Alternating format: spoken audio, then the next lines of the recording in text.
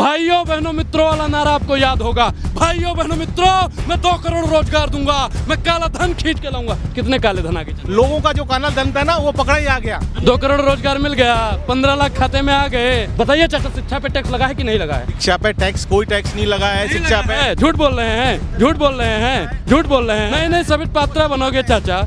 मोदी जी जहां देश का विकास कर रहे हैं, देश के लिए विदेशों में भी मोदी जी का इतना प्रभाव है। जब मोदी जी चलते हैं तो दूसरे देशों के प्रधानमंत्री पीछे चलते हैं। और मोदी जी देश में विकास भी हुआ है, युवाओं के साथ हैं मोदी जी। और मोदी जी ने रोजगार जो दिया हुआ है वो लीगली रोजगार दिया हुआ है। और कांग्रेस पार्टी खाली दिखावा कर रही है। और राजस्थान में 100% बीजेपी आएगी। और जो गाँव में आज की तारीख में जो गाँव में जो जनता का वोट है, जो प्रतिनिधि है, वो सब बीजेपी के पक्ष में है। और यहाँ पर इस जो साल है जो बीजेपी का चांस बन रहा है। बीजेपी आएगी राजस्थान में, क्यों काम हुआ है राजस्थान के रहने वाले। चाचा एक चीज बताइए कि रोजगार कौन से फील्ड में मोदी जी ने दिया है? भाइयों बहनों मित्रों वाला नारा आपको याद होगा। भाइयों बहनों मित्रों, मैं 2 करोड़ रोजगार दूंगा, मैं काला धन खींच के लाऊंगा। कितने काले धन आ गए चाचा? मोदी जी ने जो देश का विकास किया है, काला धन को नोटबंदी से और इससे 5 फायदे, नोटबंदी के 5 लोगों का जो काला धन था ना वो पकड़ा ही आ गया। मोदी जी ने इतना अच्छा काम किया है जो पूरा देश जान रहा है, यहाँ के नवयुवक जान रहे हैं, यहाँ की गरीब जनता जान रही है। और आपके जानने से नहीं होगा, सच्चाई ये है कि मोदी जी देश के बहुत अच्छे और अच्छे बढ़िया नेता हैं, ईमानदार। हमको मालूम है उनकी हकीकत, लेकिन दिल बहलाने का गालिब ख्याल अच्छा। नोटबंदी के 5 फायदे चाचा। मैं एक ही बात बोलूँगा कि राजस्थान में अब की बार जो इलेक्शन हो रहा है इसमें 200 सीट है। 200 सीट के अंदर अब की बार एक भी मुस्लिम कैंडिडेट को टिकट नहीं दी गई है बीजेपी की तरफ से। इनके पास में ओनली क्या है, धर्म का मुद्दा है। हिंदू मुस्लिम करो, मंदिर मस्जिद करो, ये सब में ही इनका पूरा वो छिपा हुआ के मुद्दे पे राजनीति। बिल्कुल, भारतीय जनता पार्टी जब से पैदा हुई है तब से और आज तक सिर्फ और सिर्फ हिंदू मुसलमान कर रही है। मंदिर बांटा, मस्जिद बांटा, मंदिर बांटा, मस्जिद बांटा, बांट दिया भगवान को। और हाथ जोड़कर करूं निवेदन, मत बांटो इंसान को। अब इंसान को बांटने के लिए नरेंद्र मोदी 24 घंटा डायरी बना रहे हैं।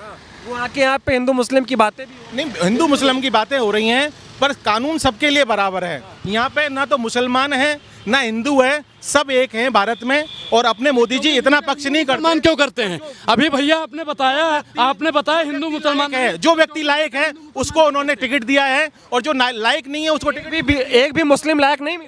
नहीं, मुस्लिम को वोट होना चाहिए ना। मुस्लिम का वोट चाहिए, लेकिन मुस्लिम को टिकट नहीं देंगे। मुस्लिम का वोट नहीं, मुस्लिम को वोट दिए हैं, उन्होंने टिकट दिए हैं वो मुस्लिम। एक बात बताइए, मोदी जी अगर कहते हैं सबका साथ, सबका विकास, सबका विश्वास, तो क्या एक भी मुस्लिम कैंडिडेट पे विश्वास नहीं जता पाए? हार जाता एक सीट, क्या हो जाता? जहाँ का सर्वे हुआ है उस सर्वे के हिसाब से। सर्वे क्या हुआ है? सर्वे क्या हुआ है? सर्वे क्या हुआ? सर्वे ये हुआ है कि कौन सा कैंडिडेट इस लायक है, वो हिंदू हो या मुसलमान हो। एक सेकंड मैं एक सेकंड। अगर यही मोदी जी अगर कलाम साहब के समय पर अगर शुरू से आ जाते हैं ना, अगर उस समय तो कलाम साहब राष्ट्रपति न बन पाते। अगर मोदी जी ऐसा ही करते ना, अगर पूर्ववर्ती सरकार मोदी जी की तरह करती तो आज कलाम साहब का नाम इस दुनिया में ना होता। ऐसे ही लोग देश को बांट देने का काम करते हैं। जो अंग्रेज आए थे ना, फूट डालो राज करो। प्रधानमंत्री क्या कहते हैं? फूट डालो और देश की तमाम संपत्ति को लूट डालो। सर, मुसलमानों को हमारे यहाँ पे कोई भी बीजेपी हो या किसी भी पार्टी में कोई भेदभाव नहीं है। ये तो यहाँ की जनता ने भेदभाव कर रखा है। ये तो जनता ने, हम लोगों ने भेदभाव कर रखा है। हिंदू भी, मुसलमान भी देशभक्त है। मुसलमान कोई गलत नहीं है, पर उनको बदनाम कर रहे हैं और हिंदू मुस्लिम की लड़ाई करके बीजेपी को भी बदनाम किया। ये बताइए, अभी अशोक गहलोत ने कई सारी योजनाएं दी हैं, चाहे चिरंजीवी योजना हो, चाहे महिलाओं को सस्ता सिलेंडर देने की योजना हो, तमाम तरह की योजनाएं। तो क्या आपको नहीं लगता कि इस पे वोट पड़ना चाहिए? गहलोत साहब ने योजनाएं दी हैं, पर योजनाएं बीजेपी भी तो देगी, ये ऐसा जरूरी नहीं है भाई नहीं है। कांग्रेस गहलोत साहब ने योजनाएं दी। 2 करोड़ रोजगार मिल गया, 15 लाख खाते में आ गए, और रोजगार भी दे रहे हैं। और वो सारी जो घोषणाएं कर रहे हैं उस पर वो खरे उतरेंगे। अशोक गहलोत नहीं उतरेंगे। जो यहाँ अशोक गहलोत खरे नहीं खरे उतर रहे हैं, पर इतने अपन उन पर पूरा कॉन्फिडेंस नहीं कर सकते, और लोगों को भी परेशानी है। क्या आप मोदी समर्थक है, इसलिए बीजेपी समर्थक है? बीजेपी की बात नहीं है, हमारा कोई बीजेपी कांग्रेस से लेना देना नहीं है। मोदी जी बेस्ट हैं, वो देश के लिए बेस्ट है, इसलिए इसके लिए है। भाई देखिए, मैं क्या कह रहा हूँ कि बेस्ट है, अच्छी बात है, लेकिन अभी इन्होंने नोटबंदी की बात की थी, इन्होंने 5 फायदा नहीं गिनवाया नोटबंदी का। रोजगार पे इन्होंने बात की, रोजगार इन्होंने नहीं बताया कि किस सेक्टर में दी है। महंगाई पर बात कर लो, बंद, काम मामला खत्म। अगर इनसे शिक्षा पे बात कर लो, टैक्स लगा देने वाली अगर कोई सरकार है तो भारतीय जनता पार्टी है। बताइए चाचा, शिक्षा पे टैक्स लगा है कि नहीं लगा है? भैया शिक्षा पे टैक्स, कोई टैक्स नहीं लगा है शिक्षा पे। झूठ बोल रहे हैं, झूठ बोल रहे हैं, झूठ बोल रहे हैं। पेनल्टी क्या है और कानून में नहीं सबित पात्रा बनोगे चाचा। ये सब जो बातें हो रही हैं ये खाली बकवास हो रही है ज्यादातर, और सच्चाई क्या है वो बात है। मोदी जी बकवास नहीं करते, यहाँ की जनता बकवास करती है। मोदी जी, जनता बकवास करती है, नेता नहीं करते। नेता बकवास करते हैं पर मोदी जी बकवास नहीं करते हैं। मोदी जी अपन बिल्कुल बिल्कुल सब करते हैं। देखिए मैं एक ही बात जानता हूँ कि बीजेपी के पास में एक एजेंडा है, चाहे वो अभी एमपी में चुनाव हो रहे हो, अभी राजस्थान में हो रहे हैं, इनके पास एक एजेंडा है, कहीं पे भी जाओ हिंदू मुस्लिम करना है इनको। मतलब जो धार्मिक माहौल है, जो एक भाईचारा बना हुआ है, उनको खत्म के हिसाब से राजस्थान में कौन आना चाहिए? मेरे हिसाब से देखिए राजस्थान सरकार में वापस कांग्रेस सरकार आएगी। क्यों आनी चाहिए? सर बेसिकली क्या होता है, आज गरीब तबके का जो लोग है वो कहीं ना कहीं किस चीज़ से परेशान है, मेडिकल खर्चे से। और आज गहलोत सरकार ने जो 25 लाख का चिरंजीवी योजना जो की है, उसके अंदर कहीं ना कहीं लोग बहुत सारे जो पैसों से टूट रहे हैं वो अपना इलाज फ्री में करवा रहे हैं।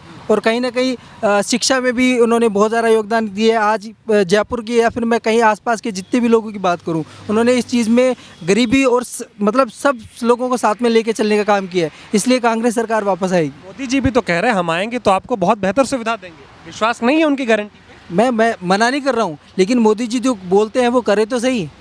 किया नहीं है? कर रहे हैं ना, वो पूरा देश देख रहा है, पूरी जनता देख रही है, कर रहे हैं वो। और मोदी जी कच्चा आम दिखा के शिमला मिर्च पकड़ा देने का काम करते हैं।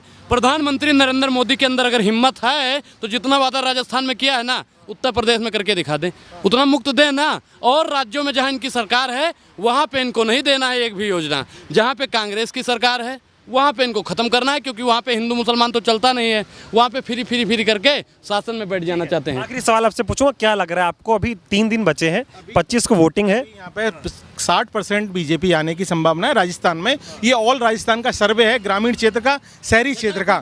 और ये सारी चीज़ें एक एक चीज़ की बात है कि मोदी जी की जो बीजेपी सरकार का चांस इस बार टक्कर बहुत ज़्यादा है और यहाँ पे बीजेपी आने की संभावना लग रही है। अभी मैं एक बात बोलूँगा, वसुंधरा राजे बीजेपी का चेहरा रहती है अभी हमेशा। अब की बार वसुंधरा राजे ही नहीं है सीएम फेस के लिए। कौन बनेगा ये भी बता दीजिए। सीएम फेस के लिए मुख्यमंत्री फेस के लिए वसुंधरा राजे भी नहीं है, ठीक है। कभी कोई बोल रहा है दिव्या कुमारी बनेगी, कोई बोल रहा है कि बालकनाथ बनेंगे, तो इनके पास में सीएम का कैंडिडेट ही फिक्स नहीं है।